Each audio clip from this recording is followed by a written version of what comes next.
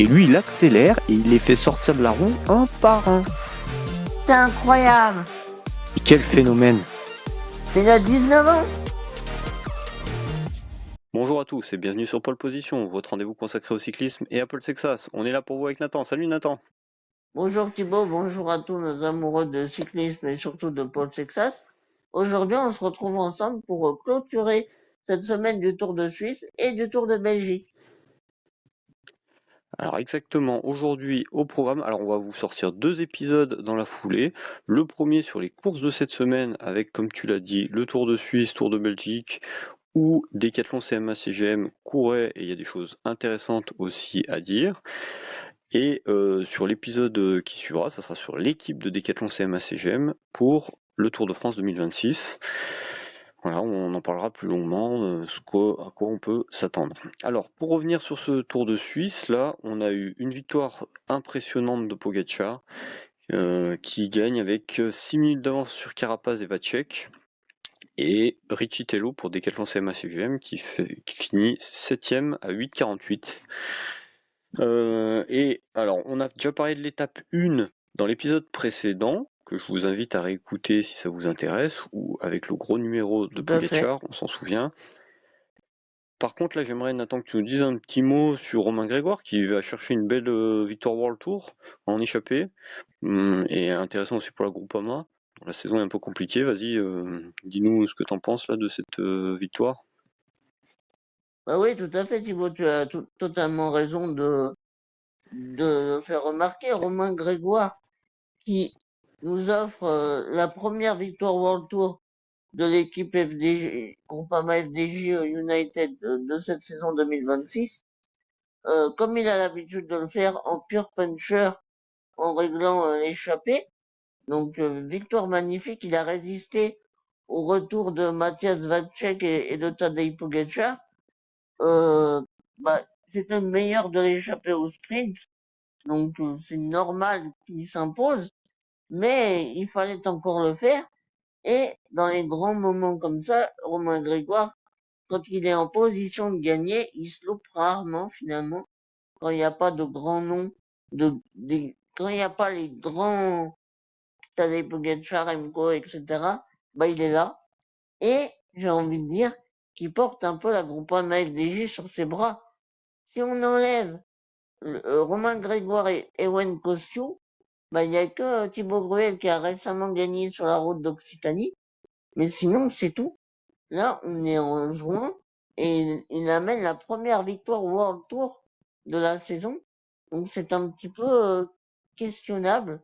Et heureusement que Romain Grégoire est là pour porter l'équipe anciennement de Marc Madio un petit peu sur le devant de la scène. Ok, ben, merci pour ce petit bilan de la FDJ cette année. Ensuite, ce qu'on a vu, c'est sur le contre-la-montre, qui est intéressant, hein. Je parle pas de l'étape au milieu, là, mais on a eu un contre-la-montre intéressant où Pogačar a gagné pratiquement dans le même temps, enfin 4 Incroyable. 4 centièmes de seconde devant Mathieu Van Der Poel. Tobias Foss à 6 secondes, Vacek à 10. Voilà, alors Roglic à 37.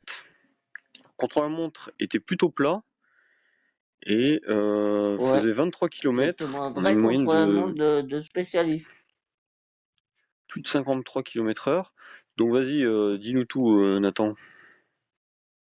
Ben, moi, c'est évidemment le final qui m'a vraiment tenu en haleine, hein, je pense comme tout le monde, avec le duel entre Mathieu Van Der Poel et Tadej Pogačar. Évidemment, Mathieu Van Der Poel, quand il s'aligne sur un chrono, bah, au départ, quand il part des starting blocks, ben, on est toujours en train de se dire, est-ce qu'il va le faire à fond? On scrute un peu son attitude et on se dit, bah là, il le fait pas à fond. Mais là, vraiment, on a été forcé de constater qu'il l'a fait avec attention et il a eu raison car il a pu jouer la victoire à 30 dixièmes comme tu l'as dit. Donc vraiment incroyable comme performance. Mathieu Van Der Poel, c'est vraiment le gars il est bon partout, mais il faut qu'il ait envie de gagner, quoi. Et là, il avait envie de gagner aujourd'hui. Et moi, tu vas m'en dire un petit peu plus, mais la dernière fois qu'on l'a vu autant appliqué sur un contre-la-montre, c'était sur le Tour de France où il essayait de conserver son maillot jaune. Bah alors, ouais, je me souviens de cette étape, effectivement. Après, je t'avoue que j'ai pas refait tous les contre-la-montre de Mathieu Van Der Poel, mais on le voit rarement faire à fond. Et oui, sur le Tour de France 2021, donc pour rappel, il avait chopé le maillot jaune dès la première étape, hein. C'était le double montée du mur de Bretagne, si je dis pas de bêtises, Ouais, c'est quelque chose ça, comme ouais. ça. Devant la Et fille. il y avait un contre-la-montre à la 5e étape où il a le maillot jaune et il finit Mm. 5e à 30 secondes de Pogačar. Là aussi, on avait un profil plutôt plat et de 27 km. Donc voilà, grosse perte. Sinon, oui, on ne voit pas forcément à l'aise sur ce type d'exercice, ou en tout cas, comme tu dis, sans le faire à fond. Oui, c'est ça. Donc là, c'est quand même une référence. Il y a quand même Tobias Foss qui finit 3e, l'ancien champion du monde de chrono. Oui. Voilà, on a quand même des bons rouleurs hein, derrière. Oui, on a On des voit que bons spécialistes, hein. Segard 15e, Tiberi. Voilà. Matteotti, Tim Wellens, Nils Politt. Yes, ouais, donc il y avait quand même un beau plateau. Van Der Poel qui finit 2e, on s'y attendait pas forcément. Et vu les écarts, ça nous a procuré un beau suspense, comme tu l'as dit. Voilà, t'avais autre chose sur cette étape? Oui, bah après, moi, c'est sur ce Tour de Suisse, ce qui m'a, pardonnez-moi, rassuré, c'est la performance de Richard Carapaz. Car on l'avait déjà évoqué, mais il a suivi Tadej Pogacar, il a essayé de le suivre, en tout cas, sur la première étape, et il a maintenu les taux sur toute la semaine. Bon, il a perdu du temps sur le chrono, mais il avait tellement pris d'avance qu'il a pu conserver sa deuxième place. Et donc, bah, très bon retour de la part de l'Équatorien. Et sur cette étape d'aujourd'hui, l'étape finale, l'étape reine, il a Alors encore attends, juste sur le, essayé de ouais, tenir sur le contre-la-montre l'attaque. pour Ouais, vas-y. Nathan, juste pour rester sur le contre-la-montre, aussi je crois que tu voulais nous parler de Pestel qui avait fait un bon chrono pour la Décathlon. Ah oui, c'est On ça. reviendra après C'est sur Sander de ouais. Pestel de Decathlon qui fait septième. Donc, on voit que sur ce Tour de Suisse, il a été bah, avec une forme étincelante. Donc vraiment, peut-être un candidat à un remplacement pour le Tour de France, je ne sais pas. Mais je pense que c'est une très belle option. Et d'ailleurs, il nous l'a encore montré aujourd'hui sur l'étape Rennes. Yes. Et sur l'amende, tu sais qu'il y a eu un peu le buzz, hein, je sais pas si t'as vu, où Van Der Poel, il était torse nu à la fin parce qu'il Ah faisait oui, chaud j'ai vu dans ça. le hot seat là, et il s'était mis torse nu en attendant le dernier coureur, et voilà, on s'est un peu offusqué sur internet de l'avoir sanctionné pour ça. T'as un avis toi? Bah, j'ai vu que sur le coup, moi, quand j'ai vu les images, bon, ça m'a pas perturbé plus que ça. Mais c'est vrai qu'il a attendu entre 30 et 40 minutes, hein, avec une chaleur bah, de canicule. Donc, je pense que dans sa tête, Mathieu Van Der Poel, c'est tellement une légende du vélo qu'il fait un peu ce qu'il veut, hein. De toute façon, personne n'ira rien lui dire. Et en même temps, bah, je trouve assez courageux de la part de l'UCI de même de s'attaquer à Van Der Poel sur un truc aussi bah, qui ne fait pas partie du vélo vraiment. Mais est-ce que c'est si important que ça? Je sais pas. J'ai pas Ouais, vraiment alors moi de. excuse-moi, je te pose la question en fait, mais c'était pour un peu dénoncer le fait que ça ait buzzé comme ça autant, parce que bon, il y a un règlement, ils appliquent le règlement, voilà, hein, ça s'arrête là. Je trouve que des fois il y a des polémiques un peu Ouais, inutiles. voilà. On veut mettre un peu sur le dos tout ce qui va mal dans le cyclisme sur le dos de l'UCI. C'est Bon, marrant ben 5 minutes, voilà, mais il y a, voilà quoi. il y a des choses pour lesquelles ils sont responsables, il y a des choses, ils font leur travail, même si c'est pas agréable pour, pour le néerlandais. Voilà, sinon, donc sur l'étape d'aujourd'hui, on a eu Oui, bah sur l'étape aujourd'hui, d'aujourd'hui, oui, on a eu une échappée vas-y, avec notamment Lenny Martinez qui avait pas mal d'avance, près de 2 minutes au pied de la dernière montée, tout à fait. et Pogačar qui est revenu sous la flamme rouge pour dépasser le français et aller empocher la 3e victoire de la semaine, la 4e si on rajoute le classement général. Belle semaine pour Pogačar, dommage pour Lenny. Vas-y, dis-nous ce que t'en penses. Ah bah oui, moi j'étais à fond derrière Lenny Martinez, hein, car en échappée, on sait que il met toujours la balle au fond. Là, quand j'ai vu partir Bartlemen, j'ai vu que Lenny Martinez avait suivi son attaque, et ben je le voyais gagner. Même si Pogačar, je me doutais bien qu'il allait la vouloir aussi, car il a déclaré que c'était peut-être une des étapes les plus dures qu'il avait jamais courues avant de la faire. Donc on se doutait qu'il allait essayer. Mais Lenny, il a extrêmement bien temporisé l'accélération de Tadej. Mais ouais, moi, Lenny, l'étape que je me souviens, c'est l'année dernière au Dauphiné, où il remporte la dernière étape au Mont-Cenis. Et il y avait aussi Tadej et Jonas derrière lui, mais il s'était pas joué la victoire. Donc là, Pogacar, il lui avait un peu laissé. Mais là, cette fois, par contre, il ne l'a pas laissé. Et malheureusement, Lenny, il n'a pas pu résister. Mais c'était un beau duel indirect en tout cas. Yes. Et après, sur l'écart avec les hommes du général, on voit que les hommes du groupe des favoris, derrière, ils finissent à près de 2 minutes. Vida, Riccitello, Mas, Carapaz, Foss, Vacek, 2-16. Ouais, Tchèque, très Et, belle performance du Tchèque, oui, alors, on peut en troisième. parler, hein. Je te propose qu'on parle du bilan d'ailleurs de ce Tour de Suisse, en parlant aussi de l'écart avec ses favoris. Parce que Vacek, je sais pas, moi je l'attendais pas à pareille fête en montagne notamment. Donc tu nous as Bah un oui, peu tout à fait fait. le bilan de Carapaz. Et vas-y, je te laisse nous faire la totale. Bah pour commencer par Matthias Vacek, c'est un coureur un petit peu dans les traces de Mats Pedersen pour moi. C'est plus un puncher sprinter, très bon rouleur aussi. Comme Mats Pedersen, pour moi, c'est exactement les mêmes profils. Mais là, on voit que sur la montagne, bah, ça va plutôt très bien. Un petit peu, je ferai le parallèle avec Albert Wisden Philipsen, qui a fait 6e au général au Tour de Romandie, alors qu'on s'y attendait pas du tout. Donc, je pense que Lidl Trek se sert du Danois Mats Pedersen pour transformer des profils en, en coureurs capables de remporter, pourquoi pas, des classements généraux d'une semaine.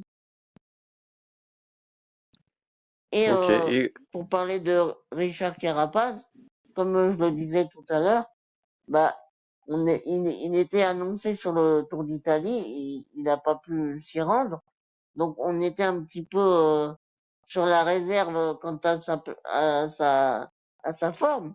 Et là, on voit qu'il est de retour vraiment. Sur la première étape, il a tenu tête à Pogacar, et sur la dernière, il a tenté de le suivre. Bon, cette fois, il n'a pas fait long feu, mais vraiment, il sera un des candidats au top 5 sur le Tour de France et pourquoi pas aux étapes. ok, bah, merci pour cette analyse. Alors, maintenant, moi j'ai quelque chose à te demander. On voit quand même que il y a quand même quelques surprises dans ce top 10. Alors, on sait qu'il y a le chrono on en a parlé, 23 km, qui a pu permettre à des bons rouleurs de rentrer dans ce top 10. Mais quand tu vois Vacek, Foss, Van Wilder faire 3, 4, 5, bon, on les attendait pas là. Moi, je les attendais pas là en tout cas. Ah Est-ce non, que tout à fait. au final, ça veut dire que c'est vraiment, bon, alors Pogačar a écrasé la course, il n'y a pas de souci, mais est-ce que l'adversité était à la hauteur de ce qu'on pouvait attendre au vu de la start list? Bah, en tout cas, cette adversité-là ne peut pas remettre en question la performance de Tadej Pogacar. Elle a tellement été implacable que pour le coup, on peut pas se poser la question. Après, moi, celui qui m'a déçu, que je m'attendais à voir sur le podium avec cette adversité, comme tu dis, c'est Primoz Roglic. Alors que là, bah, je sais même pas s'il est dans le top 10. Alors Ouais, que là on le c'est voit quand sur même, le classement 8e. Ouais. ouais, 8e. Mais avec de la difficulté. Là, sur l'étape, Mathias Vacek arrive avant lui, Ricky Tello arrive bien avant lui. C'est quand même décevant pour quelqu'un qui a gagné 4 Vuelta et qui a failli gagner un Tour de France. Donc, je pense que, bah, je sais pas, on dirait qu'il a plus envie, quoi. Je sais pas ce que t'en Alors, penses. bah, je pense que oui, les jambes là sont en fin de vie, hein. Enfin, voilà, il commence à se faire vieux et là, oui, il est pas dans la forme de sa vie, hein. En ce moment, c'est clair.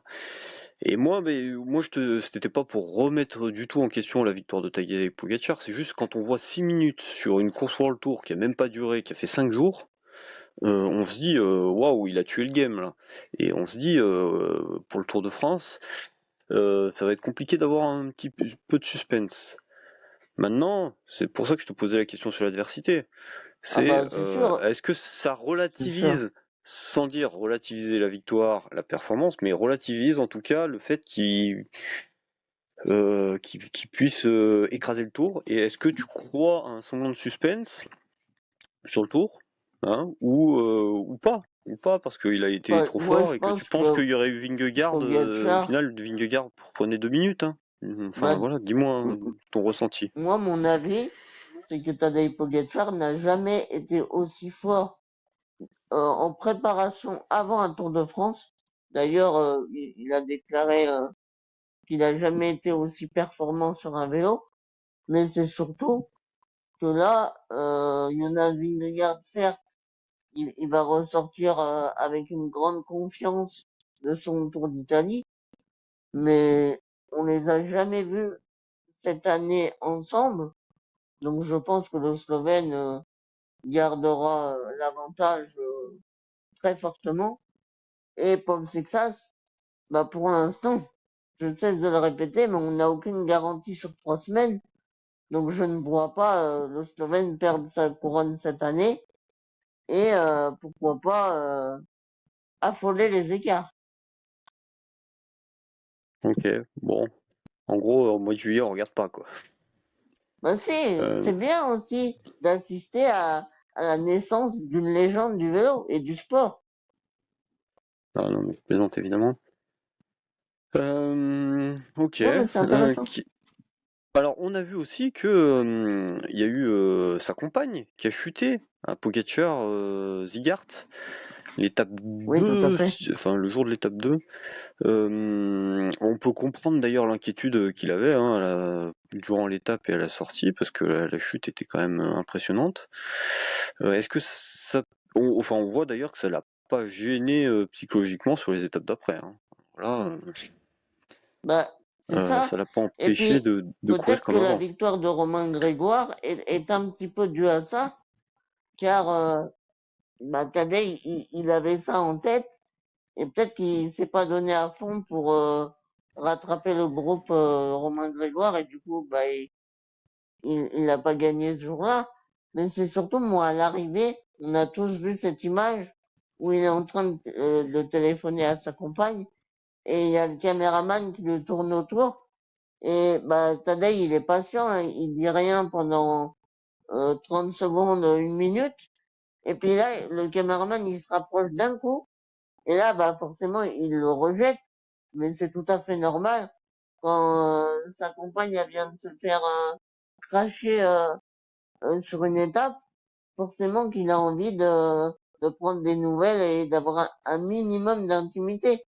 Donc on peut souligner le calme du Slovène quoi, envers cette réaction. Oui, oui, tu fais bien, hein. tu fais bien parce que je suis d'accord avec toi, le caméraman était intrusif quand même. Au vu de Ouais. la gravité de la chute, Il a dû se c'était faire un petit normal. peu réprimander. Très bien, alors merci pour ce topo sur le Slovène. Maintenant, j'aimerais qu'on s'intéresse à Decathlon CMA-CGM, notamment qui a fait un Tour de Suisse, alors Très à correct. l'inverse de ce qu'on attendait au tout départ, puisqu'on s'attendait plutôt à une équipe plutôt pour les sprints en petit comité. Au final, on a eu une équipe tournée autour de Riccitello. Alors, Bah on a oui, Riccitello justement exactement. qui fait 7ème. Ouais, vas-y, dis-nous un peu ce que tu as noté sur cette équipe Decathlon. Bah, comme tu l'as dit, normalement, on devait être basé sur le sprint avec Andresen. Sauf que l'abandon de Riccitello sur le Tour de Auvergne-Rhône-Alpes a conditionné notre volonté à jouer le classement général avec Riccitello, aidé par Tige Benoît, Sander de Pestel, etc. Et je reviens sur ces trois coureurs, car pour moi, ils ont éclaboussé ce tour de Suisse par leur forme.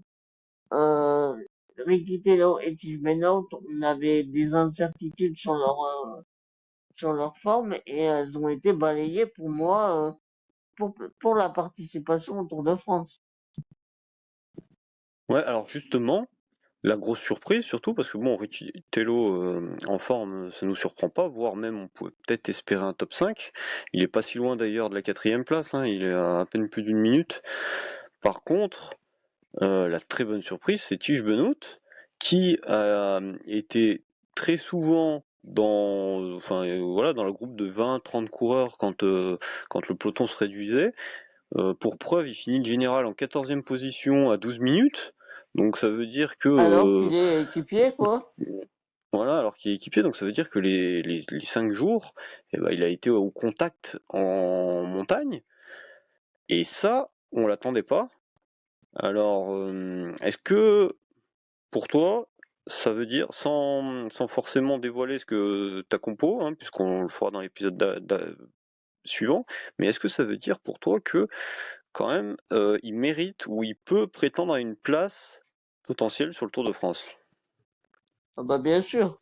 Je pense que c'était l'espérance de l'équipe Decathlon CMA-CGM de retrouver un capitaine de route de la trempe de Tige Benoît, qui sort de l'équipe Visma, qui a quand même permis à Jonas Vingegaard de remporter 2 Tours de France. Donc bien sûr qu'on ne peut pas se priver d'un Tige Benoît en Ok, pleine forme. bon, tu nous donnes beaucoup d'indices sur ton équipe là. On verra ça Voilà, prochainement, ça exact. Un petit marche. teaser. Voilà, merci. Je te propose, pour rester sur l'équipe Decathlon, qu'on s'intéresse justement au Tour de Belgique, notamment les sprints et Olaf Koy, c'est ce qui nous intéresse. Effectivement. Côté Decathlon, alors l'étape 5 d'aujourd'hui, on a eu la victoire de Philipsen. Koy était enfermé, il vient prendre une 5ème place. D'ailleurs, il était où il était pas là, Merlier? Tim Merlier? Ouais. Bah ouais, je me suis posé la question aussi. On a vu Ah bah tu vois, il Stuyven était, essayer il de était gagner lâché. le classement, mais pas Merlier. Ouais, je pense qu'il était lâché, parce qu'il finit à 7 minutes. Alors, ouais, je sais pas pourquoi il est lâché par contre, donc on pourra pas trop analyser sa performance à Merlier. Mais toujours est-il, voilà, Olaf Koy finit 5ème aujourd'hui. On l'a vu à son avantage hier, où il saute Merlier sur la ligne, justement, pour gagner la 4ème étape. Sur les autres étapes, alors là, c'était en côte sur la fin. Il fait 2ème sur l'étape 2, et la première étape, on en avait déjà un peu parlé, où il sprint même pas, il faisait 22ème dans l'épisode précédent. Donc, en gros, sur les 4 étapes de sprinter, il en gagne une, il fait une fois 2ème. Ouais. Nathan, ton bilan de Olaf Koy, est-ce qu'il est à la hauteur des attentes? Dis-moi tout. Bah évidemment, je pense qu'il nourrissait des ambitions beaucoup plus grandes en s'alignant sur ce Tour de Belgique, en prévision du Tour de France. Mais on l'a vu quand même jouer avec les meilleurs du monde sur une étape, donc notamment Tim Merlier. Donc c'est quand même un bon paramètre à prendre en compte, notamment et surtout pour le Tour de France. Mais en tout cas, c'est pas un argument implacable comme quoi on est obligé de l'emmener, quoi. C'est une option. Voilà. Ok, en gros, pour toi, il n'a pas annihilé ses chances, puisqu'il a quand même Voilà. battu une fois Tim Merlier. Il confirme la Maintenant, possibilité, quoi. voilà, maintenant, il n'a pas offert non plus suffisamment de garanties pour se dire, ben, on l'amène en deuxième leader et puis on va bâtir la moitié de l'équipe sur lui. C'est ça. Ok. Bon, et ben, pareil, hein, on verra. L'avenir nous dira. Alors l'avenir, et puis on verra aussi à la coupe que tu nous présentes, hein. Exactement. Voilà. Et je voulais qu'on revienne avec toi aussi. Il y avait le Giro Next Gen, ça nous intéresse dans la perspective des futures années. Voilà, Bien sûr. essayer de regarder un peu les concurrents à Paul dans les années à venir. Et on a Lorenzo Fin qui a impressionné. Bon, il était favori, il respecte son statut. À noter la belle performance d'Aubin Sparfel de Decathlon CMA CGM qui gagne une étape et qui finit quatrième. Voilà, mais est-ce que tu veux nous dire deux mots sur Lorenzo Fin? Est-ce que tu penses que dans les années à venir, ça peut être un concurrent sérieux? On sait qu'ils se sont affrontés sur le Tour de l'Avenir de l'année dernière, mais Lorenzo Fin était moins bon, il a fini quatrième, mais ils sont de la même année d'ailleurs, 2006. Vas-y, dis-nous tout. Bah oui, c'est ça, comme tu l'as dit. Lorenzo Finn, c'est un coureur qui est avec Paul Sixas dans les mêmes courses depuis leur début chez les juniors, chez les espoirs et maintenant chez les professionnels. Donc oui, il sera sur ces 10 prochaines années aux côtés de Paul Sixas si tout va bien dans leur carrière respective, au même titre que les Nordhagen de Wismar, les Luc Tocquel, les Andrew Auguste et tous ces coureurs-là, les Jarno Vida. Donc oui, il fait partie des nouveaux, des néo-pros qui sont maintenant presque plus forts que les anciens avec beaucoup d'expérience. Donc ils vont révolutionner leur sport petit à petit. C'est la nouvelle génération qui va remplacer les Pogacar, Vingegaard et autres Primož Roglic. Et ce que je veux dire, c'est que l'année passée, on a vu tout au long de l'année Paul rentrer directement dans le cyclisme professionnel, chez les pros, faire directement des bonnes performances et augmenter de niveau tout au long de l'année. Là, Lorenzo Fin, on l'a vu sur quelques courses et faire d'ailleurs des bonnes performances, hein. Mais est-ce que tu penses qu'il peut franchir ce gap qu'a franchi Paul là ces 12 derniers mois ou pas? On l'a vu cette année, Alors notamment je voilà pense Tour que des Alpes, du deuxième côté étape, de il la finit Red Bull, sixième. Ouais.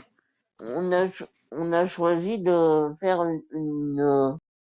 une continuation de sa carrière beaucoup plus classique qu'un Paul Sexas.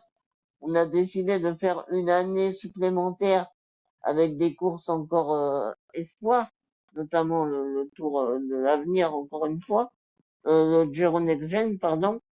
Donc on a un développement un petit peu plus lent, à la manière d'Aubin Sparfel aussi, qui lui est un coureur extrêmement talentueux comme Paul Sexas, mais qui demande un petit peu plus de temps. Et c'est bien aussi d'avoir des chemins différents à analyser, à décrypter. Et je pense, oui, que Paul Sixas, si il continue sa courbe de progression, il sera devant Lorenzo Fin sur ces prochaines années. Mais on ne sait pas encore si son pic sera atteint euh, plus vite que prévu ou pas. D'accord, et ben oui, mais on suivra ça. À noter quand même que je voulais partager pour ceux qui nous écoutent.